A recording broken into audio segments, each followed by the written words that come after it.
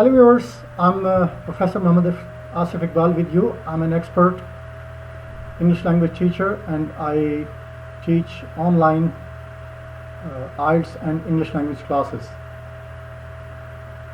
Well, the topic I'm going to discuss with you today is about IELTS reading multiple choice questions.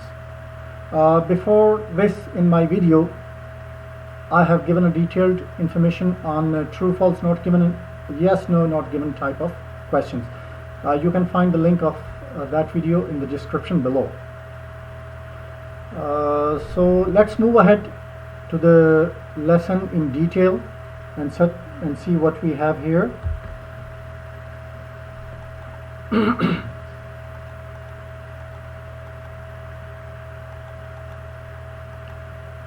Well, first of all, you need to understand what reading skills are to be tested in this type of question, known as multiple choice question. Well, the first one is understanding the main ideas contained in a text. For that, you need to skim. You need to know the skill of skimming. And secondly, the ability to scan for specific information. Well, that's what we call scanning. That is one of reading skills. And thirdly, reading in detail for understanding the passage. That is what we call intensive reading. Mainly, there are three types of reading skills. We suppose that if you land into IELTS, you have already got a standard information about these skills. Differentiating between two or more possible answers. Alright, that is also one of the skills. So before moving to the tips, what we call the treatment, let's diagnose the common problems students normally have with this type of questions. Well, first one, reading the text before looking at the questions. Never do that. First of all, you need to understand the questions. Number two, not answering the questions at all. That's a blunder. Never do that. Do answer whatever comes to your mind. And thirdly, being tricked by distractors. As in my previous video, in most of the videos related to reading and listening, we often point out to distractors. Please pay attention to what we often repeat, such as qualifying words. We will come to them in the coming slides. And fourthly, not reading the questions or text carefully. Okay, sorry, that's a mistake. Carefully. Now, useful information on multiple choice. Number one, questions follow the order of the text. Same goes in case of true, false, not given, yes, no, not given questions. So don't worry about that. And next, questions repeat keywords or their synonyms from the text. Well, paraphrasing. IELTS is very big on paraphrasing. I always tell my students, so keep it in mind. And such questions have 3 or 4 answers, one of which is correct. All right? Usually there are such type of answers. A, irrelevant answers with information not stated in the text. Alright. And B, answers that give completely opposite information. Okay, like that can be B. C can be answers that gives information that figures in the text, but it's not what you are asked about. So keep these in mind. And D, correct answer. Well, out of A, B, C, D. So this, look at these highlighted words. Okay, they give you some clue to that. Now, what should be the tips for this type of question? Number one, read the question before you read the text. Always do that. Number two, always write an answer. What it means? It's better to guess than not answer at all. Always write. Please write. Don't leave it blank. Number 3, try to narrow the choices down to 2 or 3 out of the 4 possible answers. This is what we call narrowing down, taking the impossible answers out, okay, like we say odd one out. Okay, number 4, cross out obviously wrong answers if you're sure about them, alright? So in that case you will be left with least number of choices, and it will become, this is what we call narrowing down, and it will be very easy for you to come up with the probable answer. Well, decrease your odds, that's what we call decreasing your odds, to get closer to the right choice.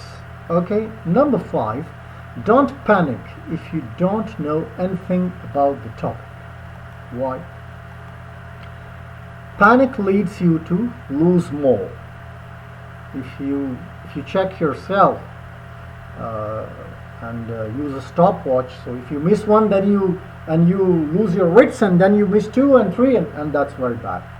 Never do that. Number 6, try to predict the correct answer before you read the text. Okay, try to predict. That's the best strategy I suggest. But never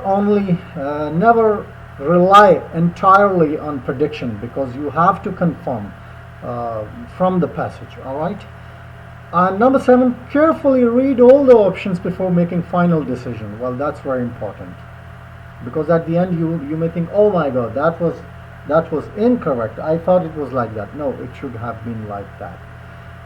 Fine. Why should you do that? Haste makes waste. This is what it means. Okay. And number 8, if you're unsure of the meaning, you are unable to detect the meaning, try rephrasing the answers in your own words. Alright, that will take you closer to the answer. Why you should do that? The bottom line is IELTS is very big on paraphrasing. I said this before in my previous video as well. Keep reading and expanding your vocabulary. Well, this is very important. Number 9, be aware of distractors. It's always there in most of the questions of IELTS. They can be in the form of comparisons, like look for these little naughty words in the questions and the passage. All, some, majority, okay? And they can be qualifying adverbs like always, rarely, often, never, you know. They can change the whole meaning. Distractors change the whole meaning. Okay, number 10, the answers will be in the same order as the text, as given in the text.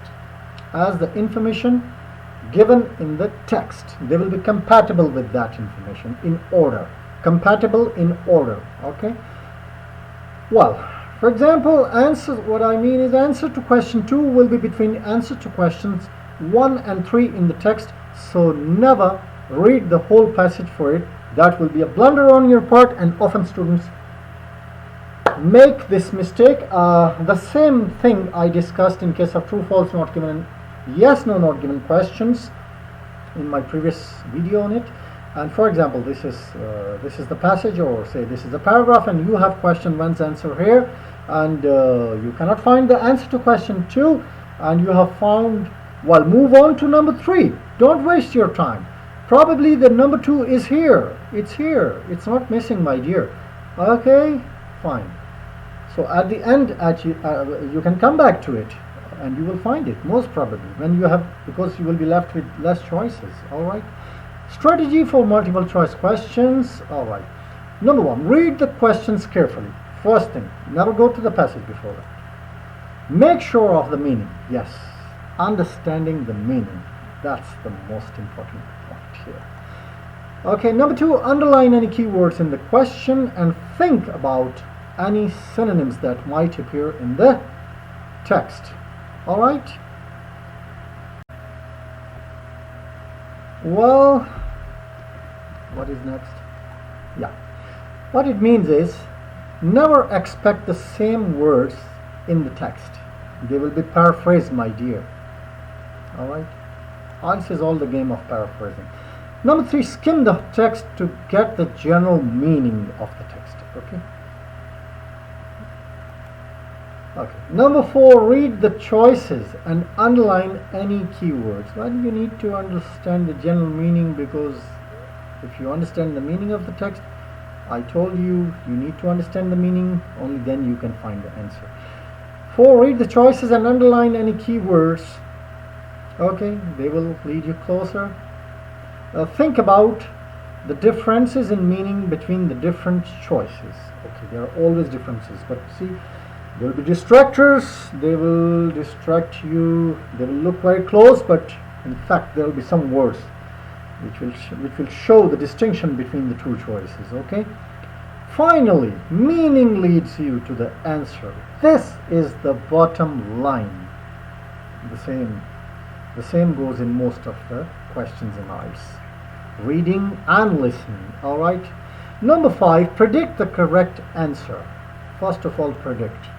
But never rely entirely on prediction.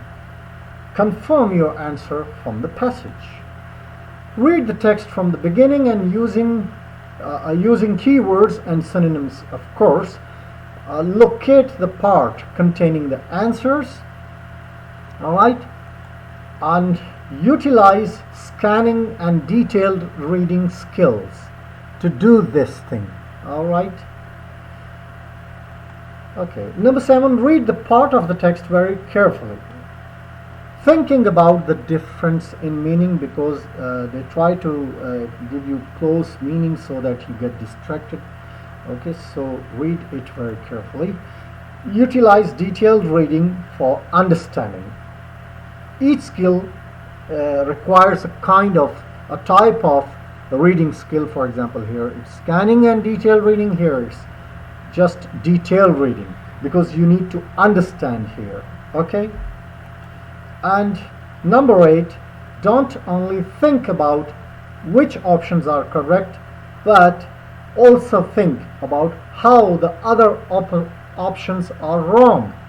Well, that will be true analysis to come up with the final correct answer. Okay, be careful, be certain of your choice. That is, to be certain, to be sure of your choice. That's what you need to do.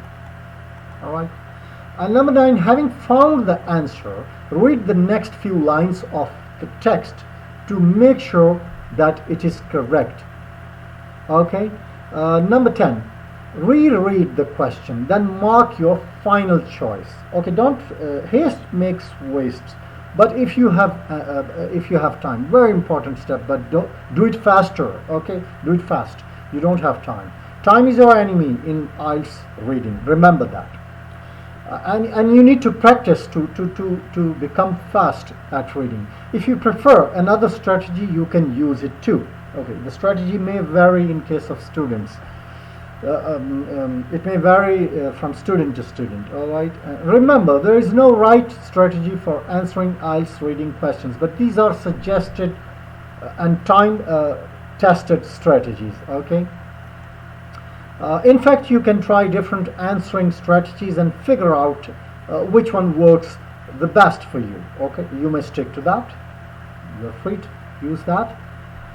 Example: rice that fights global warming. Okay, now we have some practice. Now we have apart from a passage.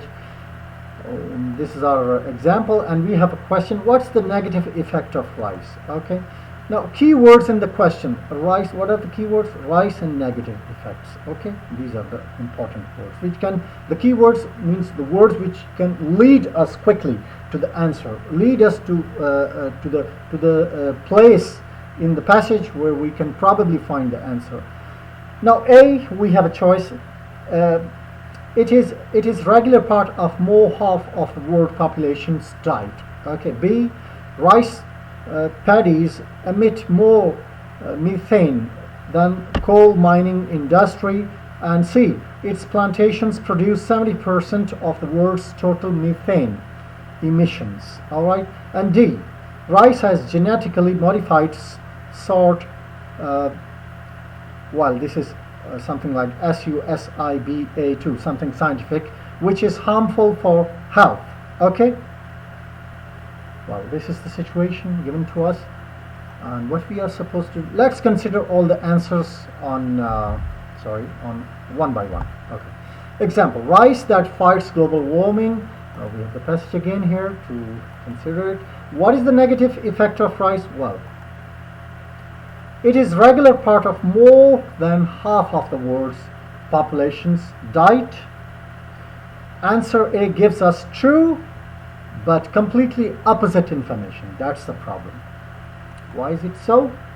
The first sentence tells us that more than half of, first sentence in the passage, more than half of the global population relies on rice as a regular part of their diet. Okay, now look at that.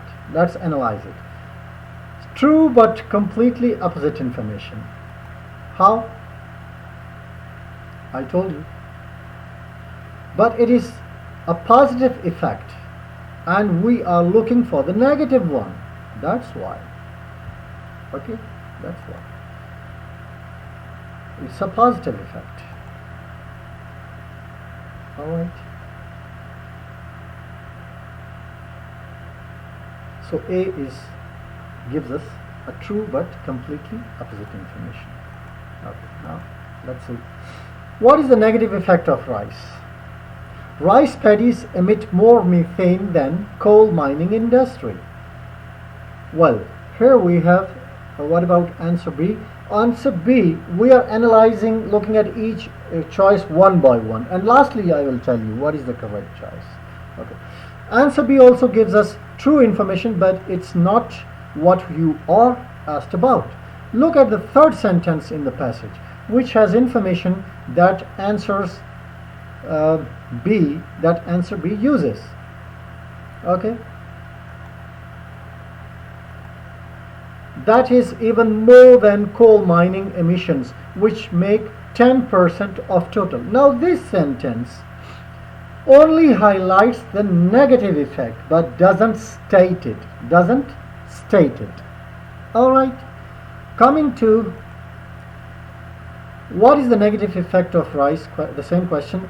C, its plantations produce 17% of the world's total methane emissions. Now, answer C is correct. Why is it correct? The second sentence clearly states the negative effect, but rice paddies have a downside for the planet too. They produce as much as 70% of the world's total methane emissions. All right. So you see, clearly states the negative effect, which we have in fact there. Okay. So we had to find it out, and there we are. So downside is the negative effect. That is the word showing the negative effect, downside. All right. So it's very important to search keywords or their synonyms in the text. All right. Okay. D, rice has genetically modified sort blah blah blah, which is harmful for health. Okay.